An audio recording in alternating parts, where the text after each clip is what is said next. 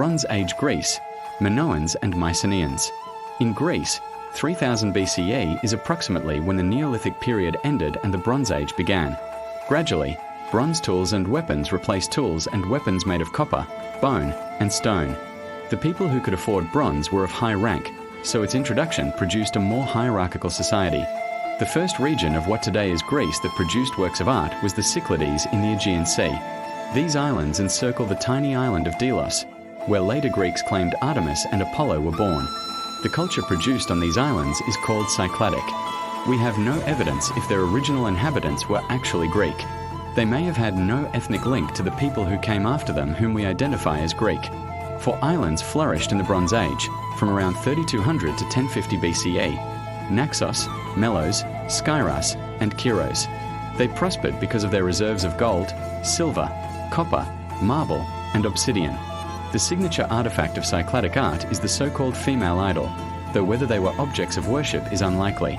They were found in graves, and the majority date to the middle of the 3rd millennium BCE. They look like miniature violins, though they are thought to be representations of women in a squatting position.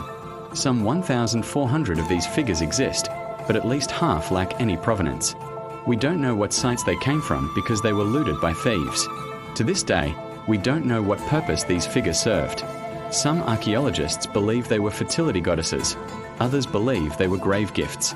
Sadly, Cycladic art has been at the receiving end of looters and forgers for decades. Its popularity among art collectors is due largely to the fact that from our perspective, this is a highly stylized, non-naturalistic art. Similar to most modern art, it therefore has a very fresh look about it, though we should practice caution in assuming that it was intended to be stylized.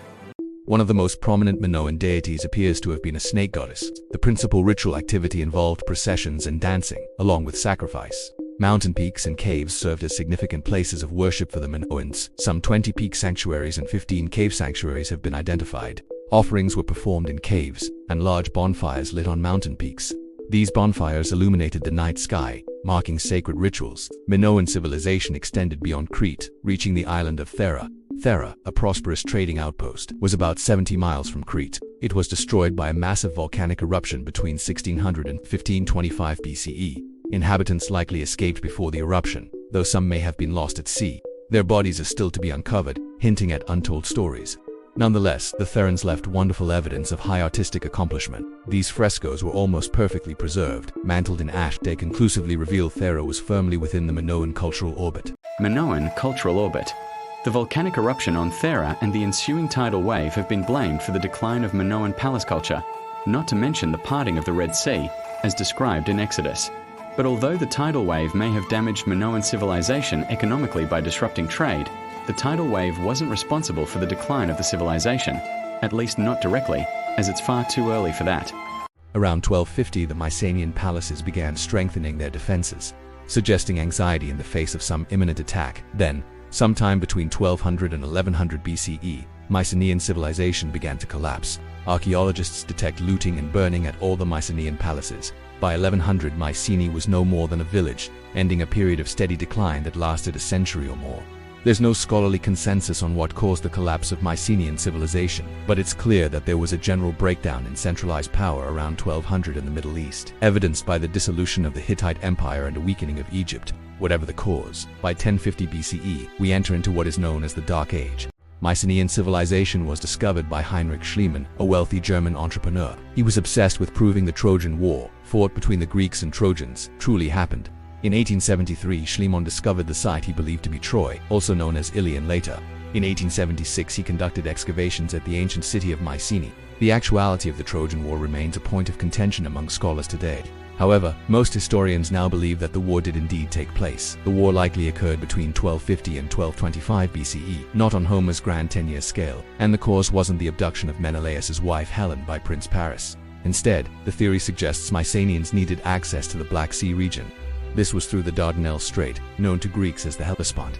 Its entrance was controlled by the Trojans, who were taxing the Mycenaeans. This conflict may have led to the demise of both Troy and Mycenae. So much effort was expended by both sides in this pivotal struggle. Remarkable as well are the Tholos tombs, also known as beehive tombs because of their distinctive shape, which were cut into the hillside. No burials, funerary gifts, or evidence of ceremonies for the dead have been found in Mycenaean beehive tombs. All, it seems, were robbed. Over 100 tholos tombs are known throughout the Mycenaean world. They were the largest single-span buildings until the Pantheon in Rome. Mycenaean palaces have also yielded evidence of the writing script Linear B, dating from 1450 onward. Linear B provides the best evidence for cultural continuity from the Mycenaean period into the Dark Age and Geometric period. This is seen through the names of deities like Hera, Poseidon, Athena, and Dionysus that appear in the texts. Linear B is preserved on clay tablets, inscribed with a sharp instrument in a cuneiform script. It was deciphered by an English architect named Michael Ventris in 1952. The texts on the tablets are administrative accounts, not literature. This reveals the Mycenaean world was very bureaucratic, keeping records of sheep, goats, wine, and crops. The most impressive artifacts from this civilization are gold objects and weapons, all from Mycenae. Most are associated with burials in Grave Circle B, a significant site dated to 1600 BC. These burials were deep shafts cut into rock, with chambers large enough to accommodate several individuals. Over 30 pounds of sheet gold were found, testifying to Homer's description of Mycenae as rich in gold. Much of this precious gold was placed directly on the bodies within these elaborate graves. Gold death masks, diadems, earrings, necklaces, breast coverings, and rosettes were common finds. Drinking cups, notably the cup of Nestor, resemble Homer's description from the 11th book of the Iliad. Dozens of spears, swords, and 6 daggers, decorated with gold, silver, and niello were also found. Imported materials from Egypt, North Africa, Afghanistan, and England show extensive trade networks. Today, these incredible finds are housed in the National Archaeological Museum of Athens. Minoan civilization didn't start to decline until 1450 BCE, when a new culture, the Mycenaean, arose on the Greek mainland. Mycenaean civilization flourished from 1600 to 1050 BCE. They were indisputably Greek, as evidenced by their writing.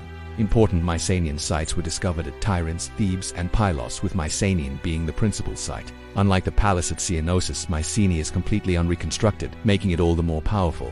Upon arrival, one is struck by the breathtaking great walls, made of giant unworked conglomerate blocks.